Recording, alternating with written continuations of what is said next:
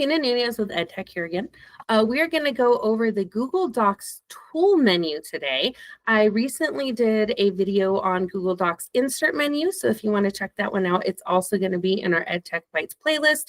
This one is going to be Google Docs tool menu for today. I also have a cheat sheet of a slide deck that I'm going to give out to any attendees in our webinar today, as well as put in the description link of our YouTube video resource.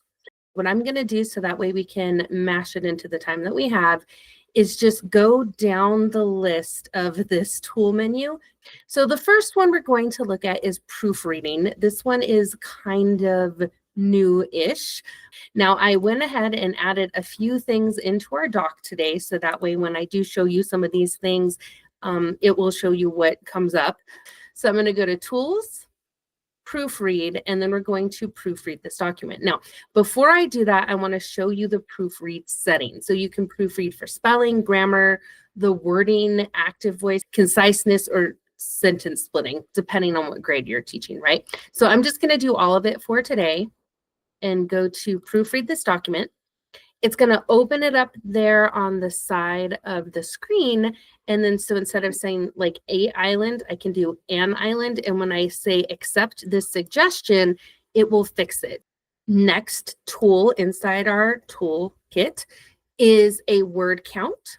So if I can do the entire text, or I can do a section of it and then go to Tools, Word Count, and it'll tell me how many words, but I like that it also does characters, or it does the characters excluding any of the spaces. You can also turn on a display word count while you're typing, and then that way you can kind of get a idea of where you are, and that word count's way here on the little bottom, but you can see it as you're typing.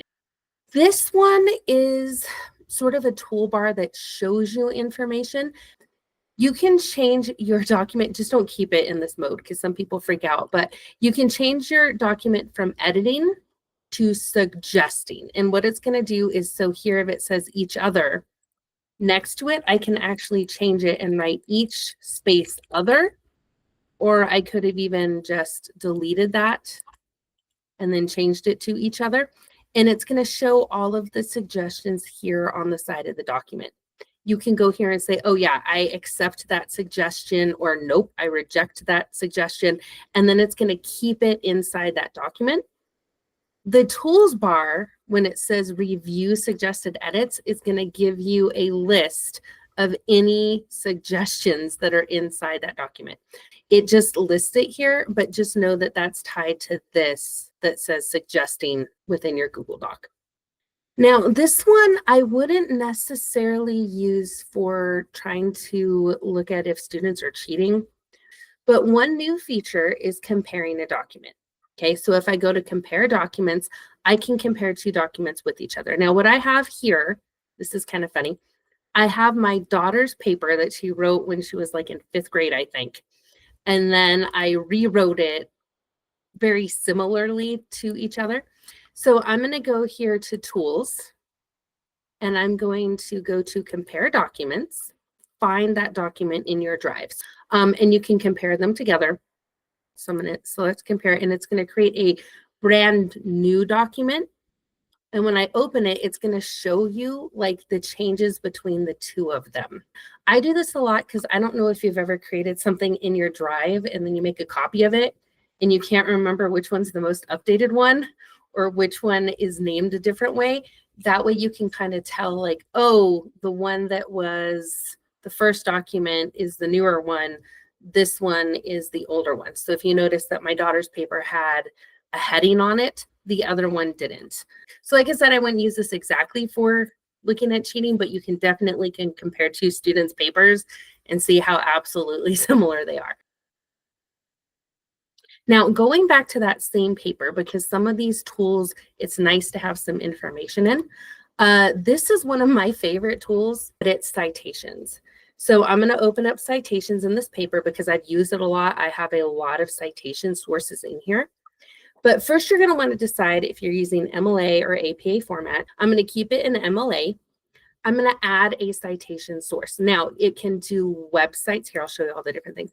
books, websites, films, TV series. And what's nice now is if you do select book, you can put in on print an ISBN number. So I'm going to go here. Over here in Amazon, I have this book about student history. That's the book I used. I'm going to scroll down and I'm going to get that ISBN number. Or if you have the book itself, it's that barcode on the back of the book. And so here I'm going to paste in that ISBN barcode. And when it searches for it, it's going to pull all the information up from that book automatically. And then I can go ahead and go to continue, make sure I put in all that information correctly, and then I'm going to add it as a source. So all of these are citation sources that I've added over time, the more I've played with this tool, right? But what happens is in the text itself for students, they go to that section of the paper, and then here's that book, and I'm going to go to cite, and all they have to do is replace the hashtag with the page number they used. And what's really nice is once the entire paper's done, at the very end, they go to insert works cited, and it's going to automatically create that bibliography. I would still teach students how to do it, but it's really nice to kind of see that framework and how it's supposed to be. I'm going to go back to the document we had before, and now we're going to look at e-signatures. You can go to tools and go to e-signature, and then you can add up to 10 signers. So you can manage signers and add more and more and more, but I'm just going to add one signer here. I want them to have a signature in this page, or you can have them add initials. You can even have a text field or the date. I'm going to go to manage signers. I'm going to add save. And then once you have it in here for the different fields, you go here to request an e-signature, and then I can email it to whoever needs to sign it, and it'll create a digital sign-in, but it'll do it in a PDF format. But that is a new tool. It's kind of fun. This option is kind of weird because if you click on tasks in Google, it's going to open it up on the side and it doesn't make sense. So let's go over what tasks are in a Google Doc first, okay? There's two ways you can add a task list inside a Google document, which is also going to be tied to your tasks here in Google. If I go here to either checklist and say like task 1, or in Google, you can use the @ symbol and use the word task, and it'll create a task that way as well. You can say a title of task 2, so you can do it either way. You can add an assignee to this. So I'm just going to add myself so my team doesn't get an email saying things are due tomorrow when they're going to go, what is that? I'm going to assign this section as a task. So what it's going to do is if I say like update the website, or if I had done that checklist, it has this little icon next to it. I can assign that to myself too. And it's going to put the little Google icon on it right here.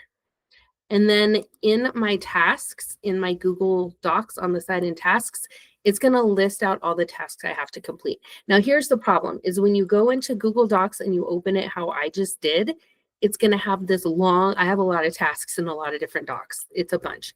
So what the Google Tools menu does is it allows me to go to Tools and Tasks, and it only gives me the tasks for this document, which is nice. So I don't have like every single task I have. These are the ones that I have in this specific document or for this specific project. Now, if I go here to variables, variables are new. They're a little bit interesting. I'm still getting used to them, so hopefully I got this right. If I go to Tools and Variables, I can add a new variable, and I'm going to call it a date. A variable is for any sort of like template that you want to change information in throughout the entire document, so you don't have to update every single little piece. My example is like a quick parent guardian email. I put student name here, and just to make a variable, my easiest way of doing it is just copying that variable and then like pasting it somewhere in the document. Now, anytime I click on the variable and I put the name in and I hit enter or I click off of it, it's going to replace that with the variable. Now, I have tried to like copy and paste and it comes out a little weird. So what I'll do is I'll just Control C and then Control Shift B. And then if you want to copy that, it'll copy it without all of that formatting. It just does it with the information. But it's nice because if you need to keep redoing something in the document, like a template, you need to change it often and have to change all those little pieces. That's what a variable does. Keep going down our list. If you're a reading teacher or you want to, I don't know, you're doing a legal document, you can add line numbers into your text. And so it's going to show those lines here inside that text so you can reference it. Linked objects just tells you how many linked objects you have within a Google Doc. That's if you are adding in charts or tables or you're embedding slides or things, it'll just tell you how many links are inside your document.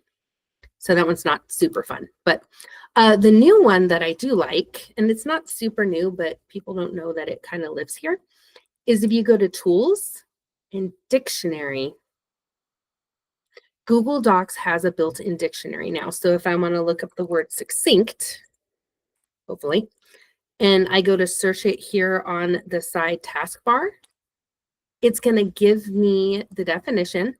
But I like this because a lot of times I've always been looking for the, like, I need a synonym or an antonym for a word. It does that in the dictionary. So it does give you some synonyms and it does give you some antonyms as well. This is a new section. So the first one is to translate document. Do know that this is generated, so it's not always 100% perfect. But if I go here to translate the document, so I'm going to call it translated example. And then I can choose what language I wanted it. Now, what I like about Google Docs is that instead of some of the other digital tools we have that put the translation underneath it, or they try to translate on top of it, and then I can't check if it's right, it actually translates it in a brand new Google document. I would definitely, like I said, double check it, but so far it does a pretty good job of translating. Now, another tool my students love using is voice typing.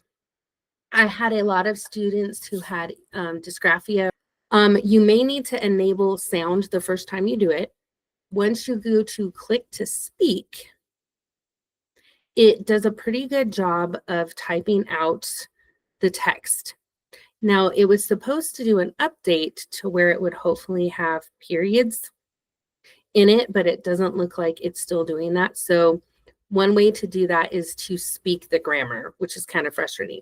So if I would say comma, that I'm talking right now, period, but that is the speech to text.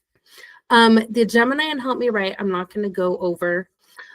These three tools here have to do with how Google Docs is configured and it runs. So if I go here to notification settings, it's kind of if you're working through a document you're all trying to share, or else you're going to get a lot of emails all about every single change of that document. So you got to kind of think about turning that on, but it can be used for some good purposes. Now, preferences, I do like. These are the settings within Docs to have all the time. So these are things to automatically capitalize words. It has detecting links, so it'll automatically create a link for you. It'll do correct spelling, so it'll autocorrect for you. One of the things it has is Smart Compose, and some people love that and some don't, so I'll show you in a minute. And then also inserting emojis with a shortcut. So it's just kind of configuring some things. So the one that people tend to really like or don't is if I say this is, see how it says a story about, if I hit tab, it's going to continue to do that for me. So it like smart composes. Some people don't like that because if they're putting tabs, it'll put text, but some people really like it. But that's how you would turn it off and on. Accessibility is a little bit tricky because a lot of the accessibility features work with third-party tools. So like a Braille reader, here's where those settings are, but usually it's on a computer that we've configured within the accessibility tools to have those third-party tools on. But that's how you would turn them off or on. Now, the last one is the activity dashboard. And this is if you do share out a document, it just tells you the activity inside it. So here is the people I have shared this document with. I see that it's been viewed one time, but that's okay because I only made it a couple days ago. It's been viewed one time, but you can see how many views over time, if anyone has made any comments within the document, and then share history is the people who I have shared it with and when I shared it. So it was kind of fast and furious. That's kind of what our EdTech Bytes are. January 28th, we're going to have our final Google Doc EdTech Byte, which is going to be about going into File and making a page list view and how those page list view settings and configurations are a little bit different within a Google Doc. So we're going to go over that on January 28th. So that one's coming up.